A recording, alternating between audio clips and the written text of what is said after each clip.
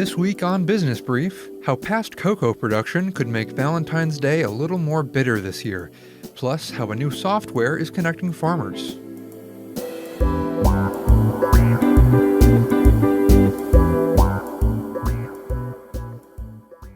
Welcome to Business Brief, Missouri Business Alert's podcast focused on the business news and issues shaping the state.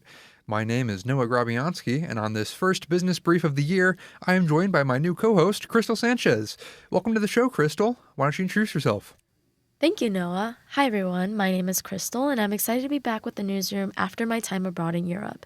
In addition to occasionally co-hosting, I'll also be reporting on the intersection of business and migration, so stay tuned. Wonderful. Well, we're so excited to have you. Now, how about we get into some headlines?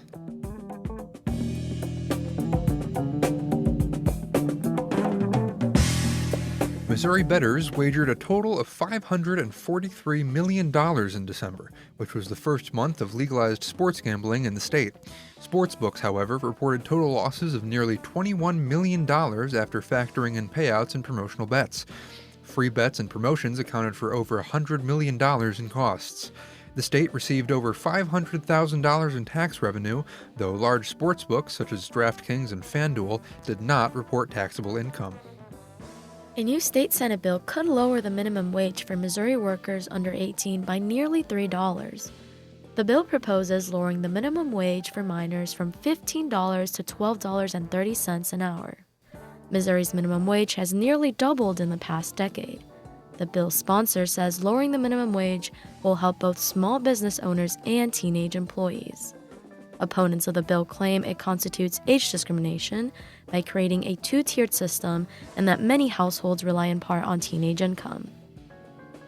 The Missouri Senate considered bills this week that would halt the development of solar projects on farmland, as well as a bill that would impose new taxes and regulations on large-scale solar development. Supporters of a moratorium that would last until 2028 say it would increase awareness among residents about how solar projects would help their community, while opponents claim it strips landowners of their right to choose a profitable use of their land. In addition to halting construction in the state, the bills would prevent some landowners from installing solar panels on their homes. Nearly 20 cannabis companies across Missouri are suing smoke and hemp shops for illegally selling marijuana under the guise of THCA hemp flower and circumnavigating state regulations. The lawsuit names more than 40 stores in St. Louis County and 17 businesses in the Kansas City area, including major hemp chains American Shaman and CBD Kratom. The suits argue unregulated sales create an uneven playing field, as licensed marijuana cultivators and dispensaries must pay thousands of dollars in fees, despite selling products with a, quote, chemically identical chemical makeup to THCA hemp flower. Targeted store owners are calling the suit unfair, saying their products are tested under the required THC content guidelines. The St. Louis Cardinals and Kansas City Royals are two of 8 Major League Baseball teams that have parted with FanDuel Sports Network, a move that could decrease revenue for both teams.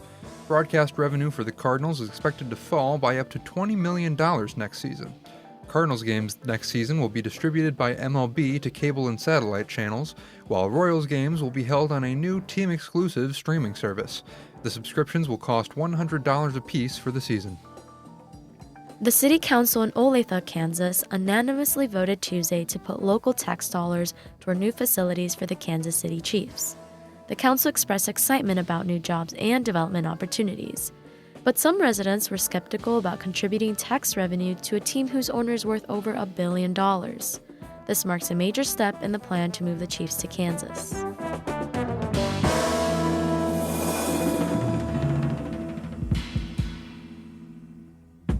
Our first story offers a taste of something sweet in advance of Valentine's Day, but the price tag may be higher than it was in previous years. So does this have anything to do with the high cocoa prices we heard about around Halloween? Actually, yes. A variety of issues have plagued the world's top cocoa-producing countries in recent years. And although cocoa prices have declined in the past year, chocolate prices remain elevated. And what does that mean for confectioners ahead of Valentine's Day next week? Well, that's what reporter Trevor Grandin wanted to find out. He spoke with experts and chocolatiers to learn how businesses and consumers are reacting to the elevated prices. Here's that story. Couples may find fewer bonbons in their boxes of chocolate this Valentine's Day. Americans are expected to spend around $29.1 billion on roses, jewelry, and anything else that might make that special someone swoon. And a healthy slice of that spending will come from chocolate. According to the National Confectioners Association, 65% of chocolate sales were made during holiday seasons in 2024. And despite this affinity for cocoa-based sweets, sales have been dropping. That's because of one common concern: affordability. Pre-24 months ago, I didn't really look at it at all. I never looked at the world market price of cocoa beans because we always paid about 50% more to farmers because we paid them and pay them directly. This is criminal defense lawyer turned chocolatier Sean Askinosie, founder and CEO of Askinosie Chocolate based in Springfield. He's talking about the market price of cocoa beans, pretty much the most integral ingredient in chocolate. Starting 24 months ago, I look at the price, the world market price, every day, sometimes multiple times a day. For the last 20 years, cocoa prices have fluctuated reliably between about $1,500 and $3,500 per metric ton. Starting in 2022, the price of cocoa started to rise until it had increased by a whopping 377% by 2025, topping out at around $10,000 per metric ton. These record-setting prices are a result of low yields in two countries with outsized influences on the chocolate industry. Around 70% of all the cocoa in the world comes from Ghana and the Ivory Coast. This scarcity is due to a constellation of problems, including unpredictable rainfall from a changing climate, aging infrastructures, and the spread of pests and diseases between trees. Askinosie sources his cocoa directly from farmers in the Philippines, Tanzania, and Ecuador. Though these countries aren't dealing with a shortage of cocoa, the rising prices elsewhere have affected theirs too. When the price of cocoa rose, chocolate wasn't far behind. Between 2022 and 2025, the U.S. Bureau of Labor Statistics recorded a 231% increase in the Producer Price Index for chocolate made with cocoa. Consistently high prices have meant trouble for larger candy companies and contributed to a trend of decreasing demand. People aren't buying as much. The demand destruction that's happening for them is real. It's impacting working capital for them, and it's showing up in the form of higher prices on the shelf and reduced workforce. Nestle, the maker of Kit Kat and other products, said in October that it would spend the next 2 years reducing its workforce by around 16,000 jobs, a 4% reduction overall. Anthony Ross, professor of supply chain economics at the University of Missouri, says chocolate's non-essential status could make consumers hesitant to spend money.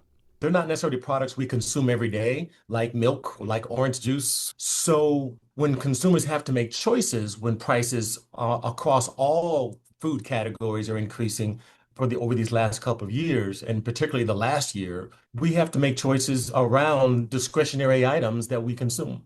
On one hand, Ross says consumers have tightened their purse strings and are taking stock of their discretionary spending. When they choose what to buy and what to forego, chocolate may not make the cut. From the consumer's vantage point, if the price of a product became so high and prohibitive for me that I stopped buying it and instead buying, say, more fruit or fruit-based desserts and cakes, then I may be committed to this more so than I was or used to be with chocolate. Conversely, as demand dwindles, candy companies are trying to retain or win back customers. That could mean researching new trendy products that might pique wider interest or taking shortcuts to slash prices. Then you've got the companies, the manufacturers, who are trying to innovate and essentially entice consumers to return back to chocolate-based products with new kinds of products like the candy bars that you see, or the protein bars with a little bit of chocolate in it as well. So, it's an ebb and flow. Some companies have shifted their formulas to save money, creating the same candies with less chocolate. That could mean promoting candy filled with other goodies like cookies or nougat, or cutting chocolate recipes with other fillers or additives. The Food and Drug Administration stipulates that in order to be considered milk chocolate by definition, a candy must contain 10% by weight of chocolate liqueur. If a candy doesn't meet this criteria, it may end up using the phrase chocolate-flavored or chocolatey to skirt the definition. After 3 years of volatility, cocoa prices started trending downward in January 2025, and at the start of 2026, it had landed at around $6,000 per ton, an 84% drop from its peak and well higher than its pre-spike average. Despite saying 2025 was his company's best year, Askinosi is happy to see things stabilizing. I'll take any day the stability of a higher floor than the whiplash of price that we've had to experience over the last 24 months. Today's chocolate prices are determined by cocoa prices 6 to 9 months ago, so sweethearts may still be paying premium prices this Valentine's Day.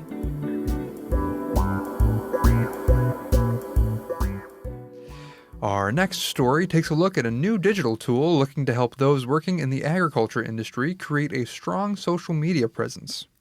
Oh, yeah, I read about that. It's called Tumbleweed, right? What does it do? So, Tumbleweed provides tools for farmers and other agricultural workers to strengthen their digital presence using social media campaigns, a content calendar, and workspaces for people in agriculture. Interesting. That sounds like a handy tool for the industry, especially since farming can be such a time-consuming job. Exactly. Reporter Juliana Mejia spoke with Cody Bailey, founder of Bailey AG, the Chillicothe company behind the program.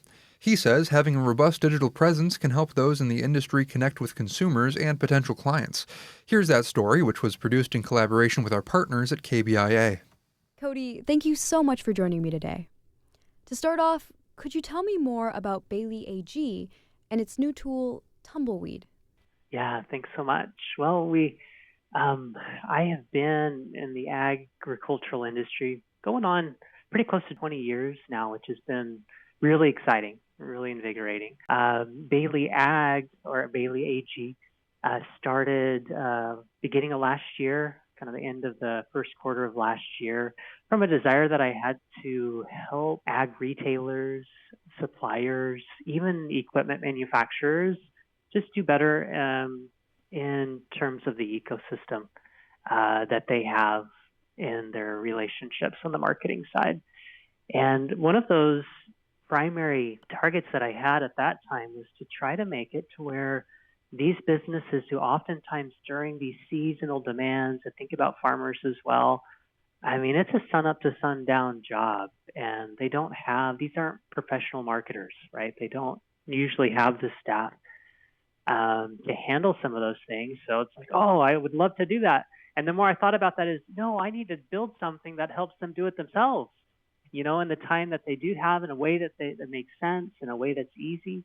That's great. More generally, why is social media an important way for these agricultural producers to reach their audiences? Yeah, great question.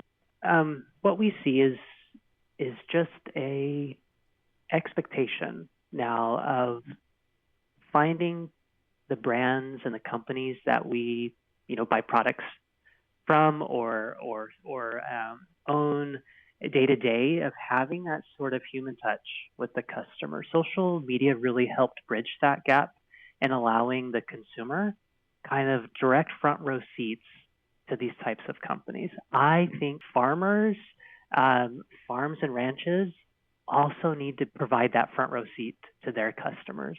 Now, in some cases, farmers aren't selling direct to consumers. I totally understand that. However, consumers in general, we eat every day. Some of them don't even know where the food comes from in the sense that they should.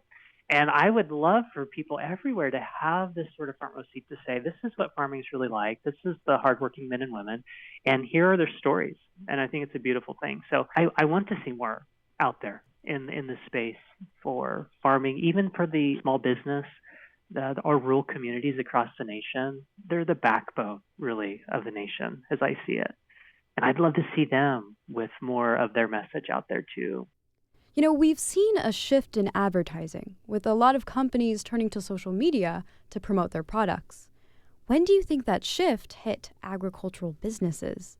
Yeah, that's great. Great question. And I would say, as I look back, I'm going to say put in the last 10 years, I've seen the way that the consumer, or rather the message is conveyed in the social space, went from what was once just a static post to this sort of interactive, lot of video, a lot of reels, a lot more abbreviated key message delivery, like in a smaller sound bite than I would have ever predicted, right? And I think that's how we're consuming. Well, we're consuming our information in sound bites, and it's at a reel at a time now. So I think that's definitely a huge change over the last decade. And now, power of persuasion that particular way of engagement provides is important, and I think it's important for small business to realize that is how consumers are going to find information. Well, Cody, thank you so much for speaking with me today. Yeah, thank you.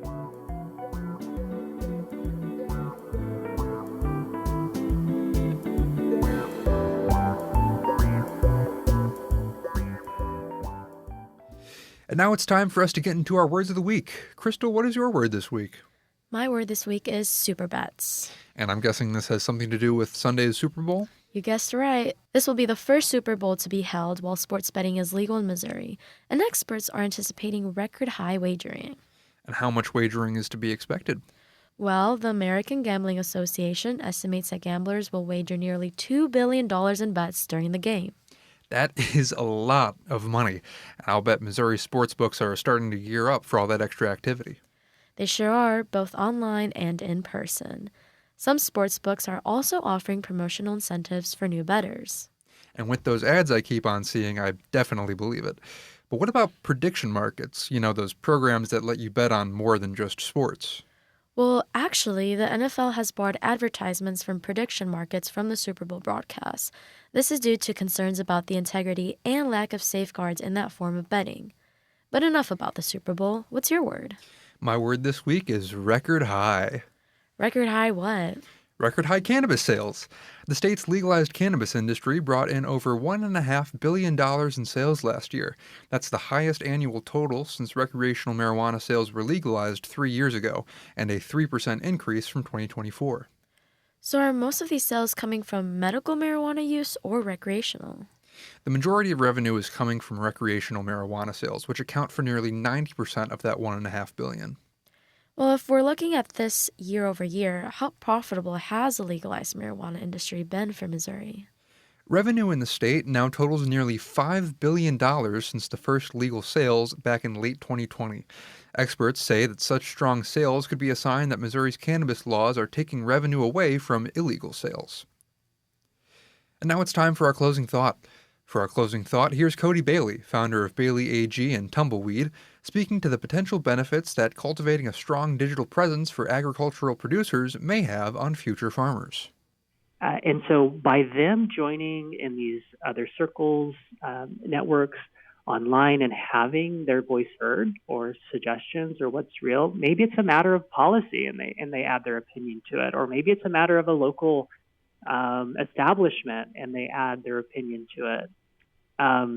Those are all so important because we see that and we follow and we look up and we look out to farmers all over, and we need that. And so it's a really important part to play. And I think that's the immediate benefit that they can get is by being a part of those networking circles as a farm entity. Like own it. Own that farm. Who are you? Why do you do what you do? How are you doing it? That authenticity of the business side, and share that out. Let's inspire the next generation to be farmers. Well, that's all for this week. The M33 Project provided the music for this episode. For my co-host Crystal Sanchez and editors Kelly DeRook, Michael Stacy, and Riley Hindle, I'm Noah Grabianski, and this has been Business Brief. Thank you for listening.